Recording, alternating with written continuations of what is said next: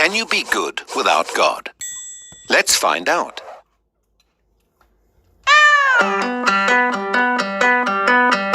Absolutely astounding. There you have it. Undeniable proof that you can be good without believing in God. But wait, the question isn't, can you be good without believing in God? The question is, can you be good without God? See, here's the problem. If there is no God, what basis remains for objective good or bad, right or wrong? If God does not exist, objective moral values do not exist. And here's why. Without some objective reference point, we have no way of saying that something is really up or down. God's nature provides an objective reference point for moral values. It's the standard against which all actions and decisions are measured. But if there's no God, there's no objective reference point. All we're left with is one person's viewpoint, which is no more valid than anyone else's viewpoint. This kind of morality is subjective, not objective. It's like a preference for strawberry ice cream. The preference is in the subject, not the object. So it doesn't apply to other people. In the same way, subjective morality applies only to the subject. It's not valid or binding for anyone else. So, in a world without God, there can be no evil and no good. Nothing but blind, pitiless indifference. God has expressed his moral nature to us as commands. These provide the basis for moral duties. For example, God's essential attribute of love is expressed in his command to love your neighbor as yourself. This command provides a foundation upon which we can affirm the objective goodness of generosity, self-sacrifice, and equality. And we can condemn as objectively evil greed, abuse, and discrimination. This raises a problem. Is something good just because God wills it, or does God will something because it is good? The answer is neither one. Rather, God wills something because he is good.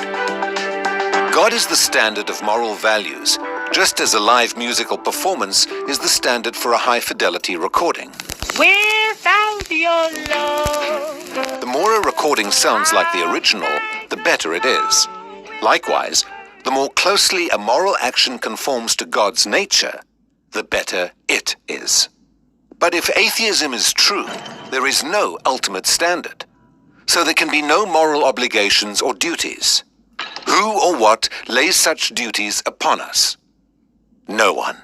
Remember, for the atheist, humans are just accidents of nature, highly evolved animals. But animals have no moral obligations to one another. When a cat kills a mouse, it hasn't done anything morally wrong. The cat's just being a cat. If God doesn't exist, we should view human behavior in the same way. No action should be considered morally right or wrong. But the problem is, good and bad, right and wrong, do exist. Just as our sense experience convinces us that the physical world is objectively real, our moral experience convinces us that moral values are objectively real. Every time you say, "Hey, that's not fair, that's wrong, that's an injustice," you affirm your belief in the existence of objective morals. We're well aware that child abuse, racial discrimination, and terrorism are wrong for everybody, always. Is this just a personal preference or opinion? No. The man who says that it is morally acceptable to rape little children is just as mistaken as the man who says 2 + 2 = 5. What all this amounts to, then, is a moral argument for the existence of God. If God does not exist, objective moral values and duties do not exist. But objective moral values and duties do exist. Therefore, God exists. Atheism fails to provide a foundation for the moral reality every one of us experiences every day. In fact, the existence of objective morality points us directly to the existence of God. Sexual activity Yeah, stimulated. because I think there probably is more evidence to indicate that violence would devolve from seeing those kinds of films rather than eroticism, rampant eroticism in America evolving from pornography. Do you think this country's turning right? No, I think that the media is turning right. And I think that many of the people who get into office have gotten in there by wearing a pseudo middle of the road kind of a costume, and then lean toward the right when they find out the right is paying the freight once they get into office. Let's let our minds drift back to the early days right before Reagan made his big run. There was a deal made between the fundamentalist right and the Republican Party, literally purchasing the platform. If you stick the prayer in school on here, if you stick the abortion on here, money, the land of milk and honey will flow in your direction. Is that any different than politics of the Democratic Party, in which all kinds of different interest groups had certain things they wanted in the platform? It is very different. It is very different because it is so focused and it is so wealthy and it is so protected. There's so much money involved, and I think that it has been the ruination of the GOP. GOP now has, as they say, the grand old party. That's right. Enterprisers on one side and moralizers on the other. I'm with the enterprisers. Let's get get down to business. You're for Jack Kemp then, on one hand, when he talks about entrepreneurial activity and all that? The line is nice, but I'm not for Jack Kemp. Yeah. You know what I mean? What I'm saying is that if you are going to be a Republican, you ought to focus on what Republicans are supposed to be good at, which is let's do business, okay? And I think business is good for the whole world. People like to do business. But when you start trying to legislate morality, you've got a problem. It doesn't work. It hasn't worked in the past. It won't work in the future. Yeah, but if anything goes, there's got to be some sense of responsibility, don't you think? There's a difference between responsibility and adherence to dogma. When the dogma becomes legislation, that's when you have the danger. I have this horrible fear that the United States could wend its way toward being a fascist theocracy. The cross converted into a symbol of fascism in the service of politics. This is bad. You think that's why Pat Robertson's doing well out there?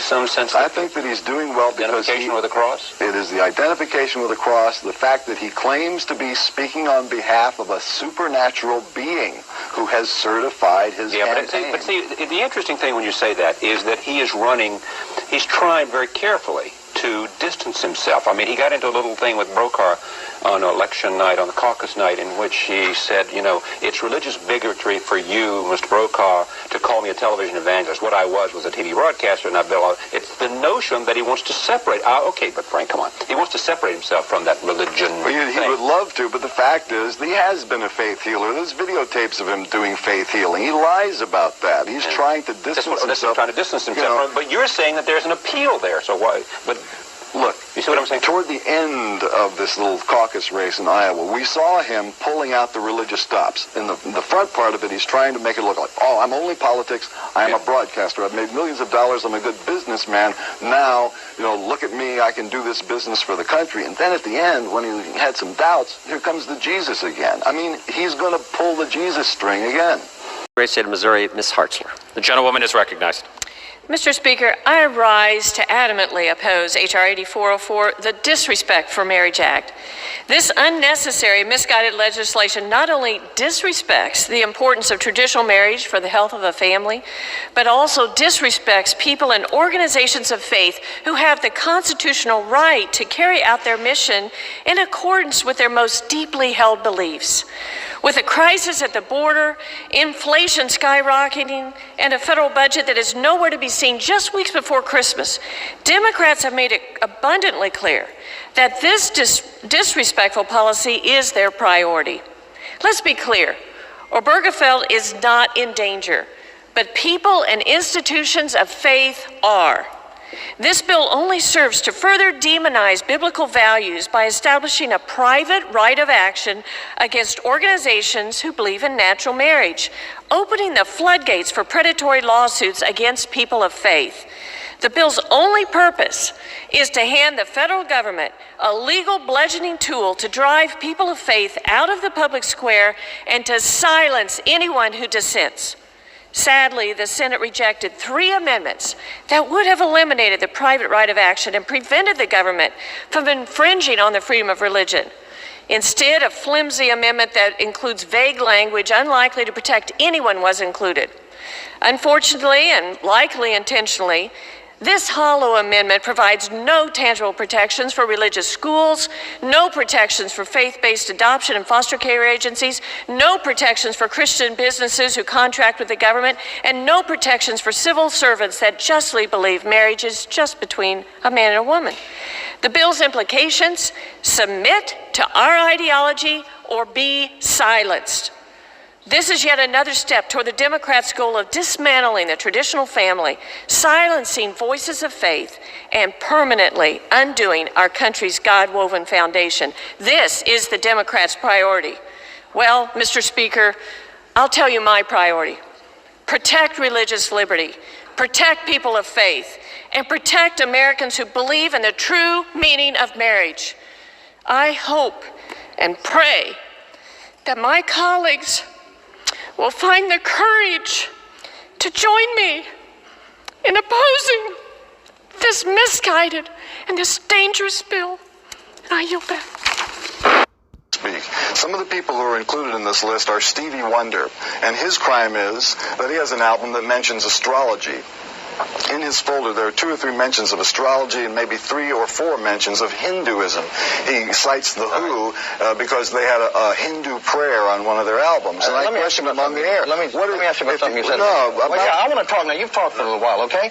I think your answer about where hope is supposed to lie shows the bankruptcy of what once used to be the radical message. We have millions of kids in this country, Frank, who may be suicidal, who see no meaning in life, who see no hope in life, and you're going to tell them that the hope is in registering to vote, Frank? Are you serious? Are you trying to dissuade them from registering to vote? Are you trying to dissuade those kids from running for office? Is that what you're doing? I mean, we're talking about kids that don't know the meaning of life, Frank, and you tell them to vote? That's no answer. To women voting, that was the worst thing that ever happened to America, too. Look at us now. Women overwhelmingly vote on their emotions. And their emotions, and the liberals are very good at appealing to emotions. Oh, look at these migrant children. They have nowhere to go. Look at this pregnant migrant woman. She has nowhere to go. We have got to open up our borders and give her cash assistance for the rest of her life here in America. And women vote for that. They vote to have weapons taken away, our Second Amendment rights taken away. Women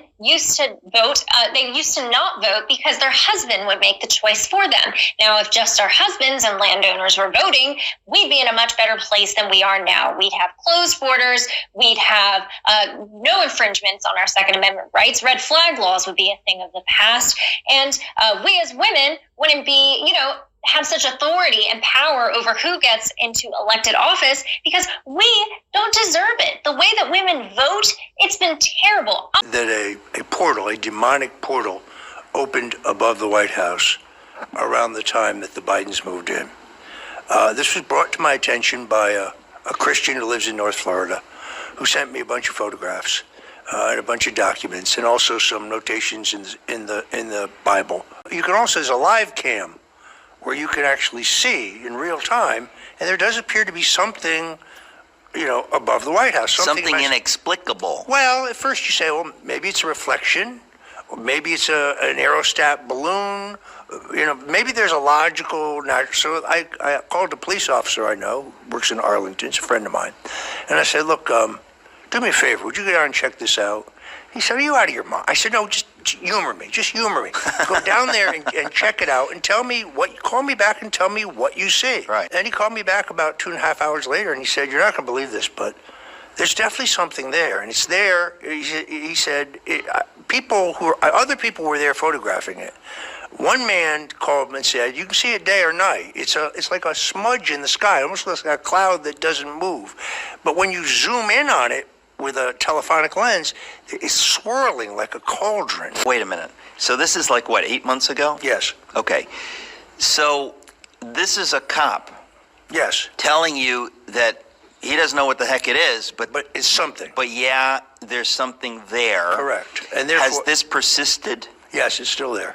It's still there. It's still there. Okay, that's nuts. Like, how has the media not covered this? Well, the media doesn't cover a lot of things that are true. So we began to prove our allegiance to Satan by breaking God's commandments. And in the end, there was only one that remained unbroken. You shall not murder. So in the Satanic Bible, the copy I had, I think they have edited that out of it since then, but the copy that I had said that on the choice of a human sacrifice, that you were to choose people who didn't give to society anything, that begged by their actions to be, exterminated.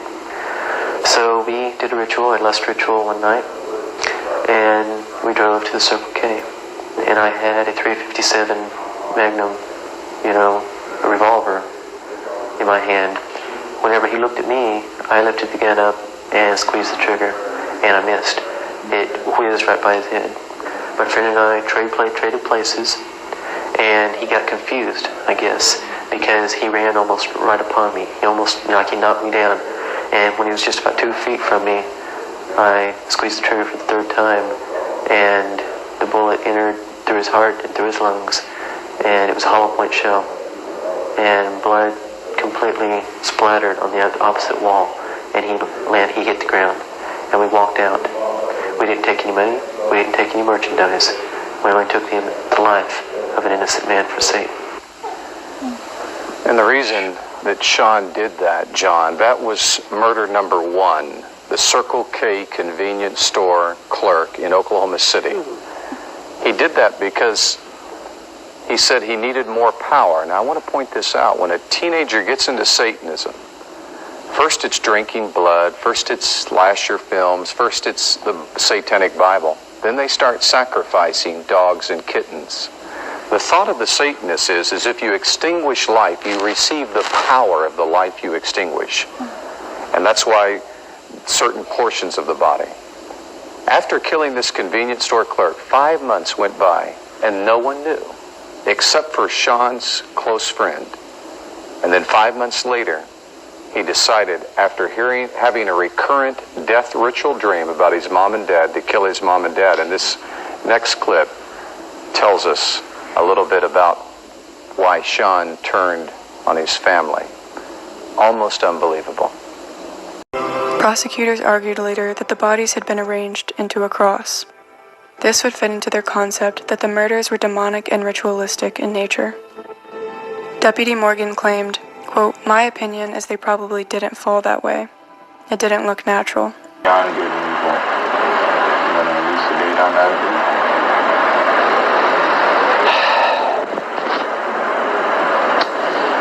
Well, evil.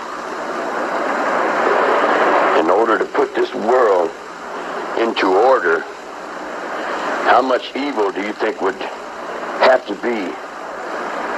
You see what I'm saying? In other words, just to think world peace up underneath these incompetent fucking assholes that run these places. You dig what I'm saying? What kind of man you think would have that in his head? You dig? Condemned to die by lethal injection because of the murder of your mother, your stepfather, and a convenience store clerk. You've heard the Satanists say that it is not the teaching that is wrong, it is the person that's wrong. Are you using Satanism as a cover for your violence? No, I'm not. I've heard quite a few, well, I can call them as lies on the show right now. I've heard Dr. Aquino say that Satanism is not, or the ideals that we're talking about here are not Satanism. That is because Satanists believe that good is evil and evil is good. And so, of course, they're not the ideals that he believes in. He believes that evil is good. That is what I believed in.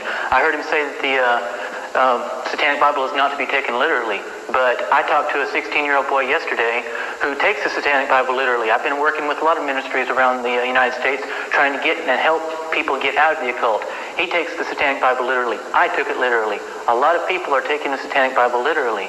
And I heard Anton LaVey's daughter say that these babies who are being sacrificed, it's not Satanism. Or she wouldn't answer to saying that it was.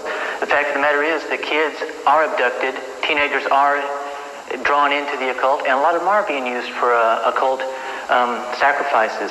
And there's been so much on the show that you've shown so much pain pain and blood and all this other gore and stuff, but you really haven't shown how to get out of the occult for those who want to get out. There is, let me tell you a story about a friend of mine. Tell it briefly, Sean. Go ahead. Just give me 1.5 minutes. Go ahead. Her name is, anyway, she works with the Watch Network in Texas, and she told me that a lady called her and said, my daughter's involved in Satanism and I want her to get out, but I don't want her to become some kind of Jesus freak or anything like that. Sue told her, I'm sorry, I can't help you. A month later, the girl was living with her aunt and uncle because her mother was in an insane asylum and she was threatening to kill her aunt and uncle. What's your point, Sean? She destroyed 3 lives, her mother's, herself, and her aunt and uncle's, because she didn't want her mother didn't want her to become a Jesus freak. I want to tell you right now, there is no other way out of Satanism except through Jesus Christ. Do you believe in the devil to this day? I believe in the devil, but I don't worship the devil. I'm a Christian. I stand up boldly and proudly and proclaim my faith in Jesus. I'm telling you, there is no way out of Satanism except through Christ. People were killed. How did you get involved in that drama? Well, I was born illegitimately.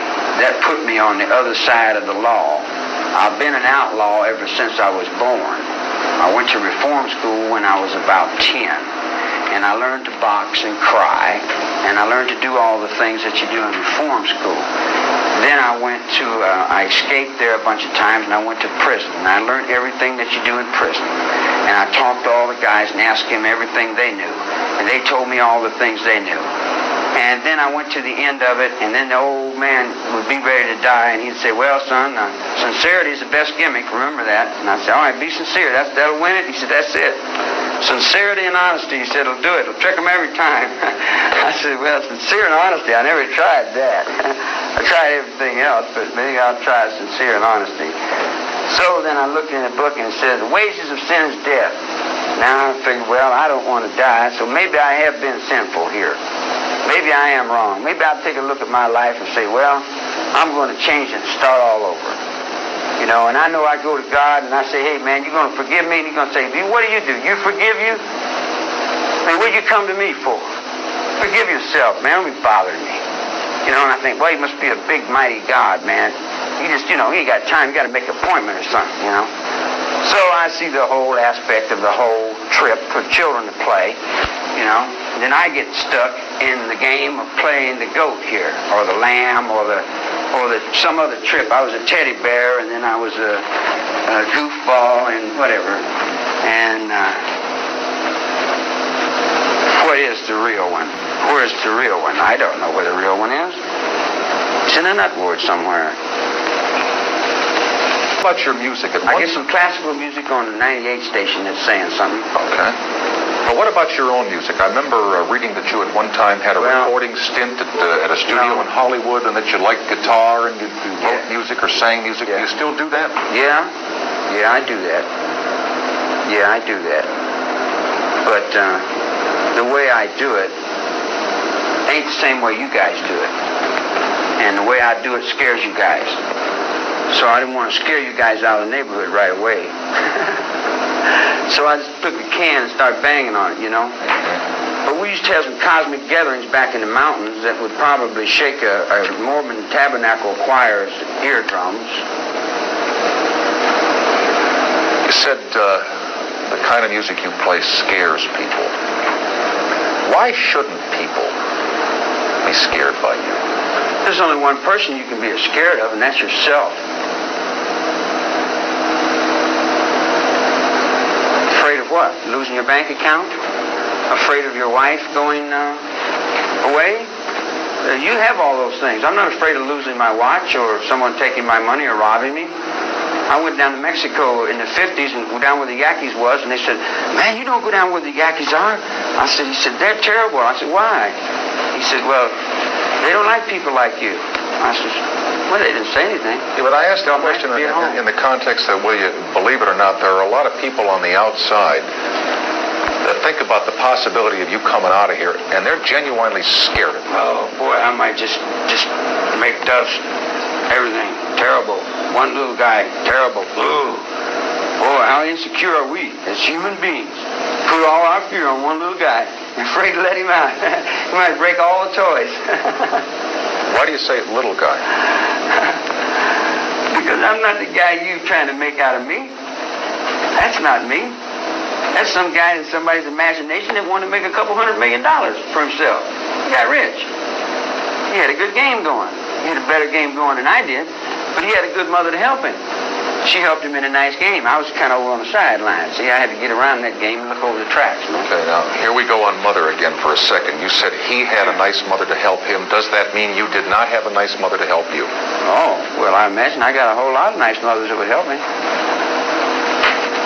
If I would help them, you know. How much would you help yourself? Mike Huckabee. Mike, you just heard what I think about it. What did you think about last night? The whole speech was dark. The words were dark. The setting was dark. I really looked at it and I thought, my gosh, who wrote this and came up with the venue? Satan? It was just that kind of speech, David, that was, frankly, kind of blood-curdling. I've never seen a U.S. president in all my life, and I go back to Eisenhower in terms of remembering presidents. I've never seen a president use the presidential seal and the authority of the office to give such a just incredibly divisive speech and accuse 74 million Americans, half the country, of being evil. Not just saying, you guys disagree, your ideas aren't as good as mine, but to say we're enemies of democracy, and I agree with you wholeheartedly. The image of those Marines standing there at attention through all of that was, to use a word from Hillary, it was deplorable. You know, I am from a Marine family. My son's been in a couple of wars fighting for the Marines. I mean, I know Marines pretty well, and I happen to know for a fact that a lot of them don't have a respect for this administration. And I even, those poor guys that were forced to stand there because that is their duty to honor the commander-in-chief the way they did, but to realize that what they were doing was being used to back up with force these ideas of calling out half of America as traitors. Well, one of the things Joe Biden said last night was he spoke about the two documents of our democracy, talking about the Declaration of Independence and, of course, the Constitution. I wonder if he's read either one of them, because if he had, he would realize that the founders in the Declaration of Independence said that we hold these truths to be self-evident, that all of us are created equal, endowed by our Creator with inalienable rights, life, liberty, and the pursuit of happiness. That means that there is no such thing as an intrinsic worth of one person and a worthlessness of another. That's right. He shattered that last night. And then in the Constitution, we're clearly given the liberties of not only free speech and freedom of association and freedom of worship, but we're innocent until proven guilty by court of law. We're subject to due process, not just to wild political accusations. And we also are protected against a government that's so big that it can come into our homes and just rifle through everything we have, looking for a way to criminalize us. Right. I wondered, has he read those documents? Maybe at one time. I don't know if he still remembers what's in them. But the point is, today he's trying to back off what he said last night, saying, I was only going after those people that said the election was false, that they didn't buy the results of the election. But in fact, what he said last night specifically was he pointed to policies that he happens to disagree with. Fine, he happens to disagree with some of these policies. He has different views on abortion. He has different views on this, that, and the other thing. But that doesn't mean that the people who have the other views are disloyal Americans. And again, it totally shatters his pullback today from what he said last night. Well, and he lied about several things. When he said that MAGA Republicans are against people having contraceptives, where did he come up with that? That's not true. That is an outright lie. In some states, there's going to be more abortion than there ever has. I want to know, does he think it's a wonderful thing that some people in his party believe there should be no restrictions on abortion, even up to the moment of birth, and that you could dismember a completely whole and healthy baby inside the mother's womb for whatever reason you wanted without having to have a justification for it? That's a far cry from when Bill Clinton said abortion should be rare, legal, but available. I'm just thinking that this was just bizarre. And this whole idea about the election results, anybody who questions it, go to my Twitter account. I've retweeted from the RNC 10 minutes of Democrats, including Joe Biden, including Hillary and Jimmy Carter, saying that the election of 2016 was stolen and that Donald Trump was not a legitimate president. Yeah. I mean, they can't have it both ways. You know, they also miss talking about a lot of things. We had a graphic. We don't have it tonight, but we had a graphic of all the various things he didn't talk about, including inflation, including crime, including fentanyl, all of the things that have happened on his watch. Many would say his policies either encouraged or were responsible for what they happened. Are we at war? No, I want to hear it. Are we at war? Are you prepared to take this to its ultimate conclusion and destroy the deep state? Root and branch? Do you understand what a historic week this is? You know why it's a historic week? Because of you, and you, and you. This is what they fear. They fear not just a electorate that is informed, but an electorate that says, no longer are we just going to sit there and take it. You are an awakened army. One thing is clear from our report. Imagination is a powerful force in molding our lives. It can be a force for good as well as evil. God doesn't tell us to stop dreaming his dream. The beauty of imagining and imitating God's picture of life is that one day it will be the only reality left. If you want to, you can see it now. It's in the Bible, it's in God's people, and it's not a fantasy, it's not an illusion, it's not a vanishing dream, but a reality that can change your life forever. Again, Zoe. You want to kill 50 million people to save the truth? Come on. You see what I'm saying? All you're doing is you're looking for blood, you're looking for fear, you're looking to sell death. You're looking to sell, But you seem to have a peculiar fascination with No. Here's that seems to follow you wherever Let me give you this line. I'll give you the line of that. I'll give you the line in that thought right now. Since the Europeans came to this country, they have cut all the trees, they have butchered all the lakes, they've destroyed all the creeks, everything's turned into cement, they're tearing all the rainforest down, there'll be no wildlife left on the planet Earth. So if I'm standing out in the middle of the desert and I get out of jail and I see the desert's dying, the bees are dying, the birds can't live, the trees are dying, the smog is killing everything, and I say, wow, where's my life on this planet? Can I survive on this planet Earth? That's what I'm working for. I'm working for my survival on that piece of dirt. It took me 20 years to get out of these guys penitentiaries, to get down on that ground. Now that I'm on that ground, I'm thinking about surviving on that ground. I don't care about your society. The public's a bunch of assholes. When it comes down to it, they're for sale. What do you care about, Joe? I care about life. But you care about life, but you'll kill 50 million people? No, I didn't say I would kill anything. I'm reaping the heads in thought. I'm Jesus Christ. Whether you want to accept it or not, I don't care. I got the thought. I'm reaping it in thought. In thought. It's a thought. You see what I'm saying? In other words, the whole world is in a thought. The Pope sits in a thought. The handball's in a thought. Everything is in a thought.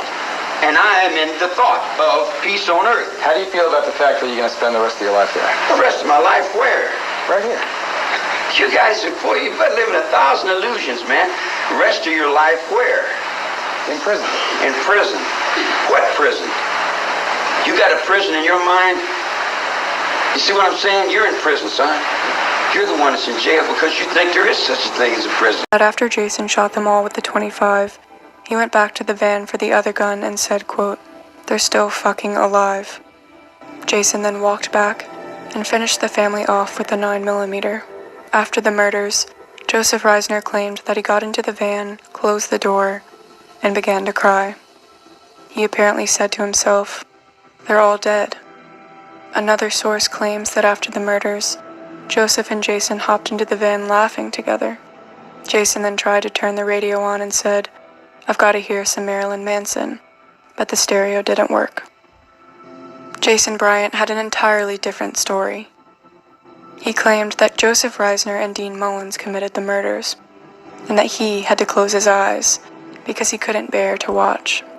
So do you see that there's a parallel between, say, Jesus Christ and Marilyn Manson? Well, it was something that I wouldn't have looked at in the past. You know, I started out with Antichrist Superstar, which was just completely opposing religion altogether. But now I wanted to re-examine things and interpret them on my own terms and say, well, I can now enjoy the image of Christ or the story of Christ, but on my own terms, not the way that I was taught to. You were talking about having been felt as if people had, by and large, persecuted you for your music. Do you feel similarly, like, do you ever feel kind of like a martyr as Jesus was, or the pantheon of saints? I mean, I look at that a lot on the record, and I try and bring up parallels. The three people that I point to a lot on the album: Christ, Kennedy, and John Lennon. And I'm not going to put myself in the same ranks as any of them, but I was trying to find things in common with them, maybe learn from their lives a bit on the record. Do you see yourself as a rebel or a revolutionary? It's hard to be either, it's hard to be either anymore.